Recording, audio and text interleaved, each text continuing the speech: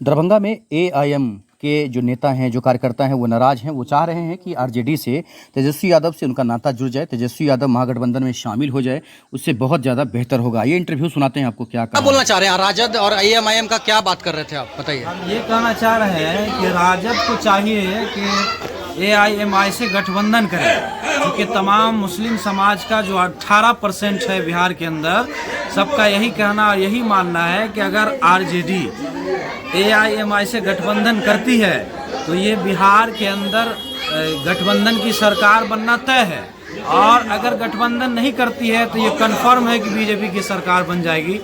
तो अगर गठबंधन नहीं करती है तो हम तमाम लोग यही समझते हैं कि आरजेडी खुद चाहती है कि बीजेपी की सरकार बन जाए, जबकि बहुत ज़्यादा सीट भी नहीं मांग रही, सिर्फ 6 सीट पर लड़ना चाह रही है। 18% बिहार के अंदर मुस्लिम आबादी है, उसके बावजूद इसको गठबंधन में शामिल नहीं किया जा रहा। 2% है, उनको शामिल किया जा रहा है, उनको टिकट दिया जा रहा है, उनको सीट दिया जा रहा है, लेकिन जो 18% है उनको नहीं किया जा रहा है। तो कहीं ना कहीं आरजेडी भी मुस्लिम मुखालिफ है, और शुरू से लेकर आज तक लोग उनका झोला ढो रही है, लेकिन आज तक कुछ हासिल नहीं हो सका। तो ये बताएं कि मतलब क्या लग रहा है कि हायाघाट विधानसभा में भी असर पड़ सकता है क्या इसका? हायाघाट विधानसभा में भी बहुत बड़ा असर पड़ सकता है, क्योंकि नई पीढ़ी के जितने लोग हैं, नई नस्ल नौजवान है, उनके अंदर एक जज्बा है और एआईएमआई की तरफ बहुत ज़्यादा उनका रुझान है।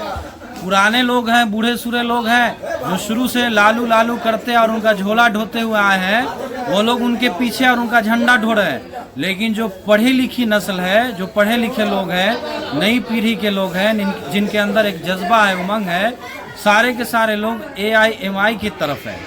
कहाँ के रहने वाले हैं आप? हम रसूलपुर के रहने वाले हैं। नाम क्या हुआ? मेरा नाम मोहम्मद सज्जाद।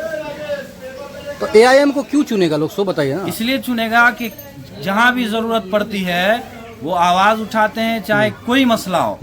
आप देखेंगे पार्लियामेंट के अंदर हो, कोई भी मामला सबसे पहले अगर उठाने वाला कोई शख्स है तो वो एआईएमआई के लोग हैं, और असदुद्दीन ओवैसी है, वो सबका नेता है। ये मुस्लिम की बात कर रहे हैं इसके लिए क्या? जी नहीं, तो वो सबों की बात करते हैं, दलितों की बात करते हैं, अति पिछड़े लोगों की बात करते हैं, मजलूमों की बात करते हैं।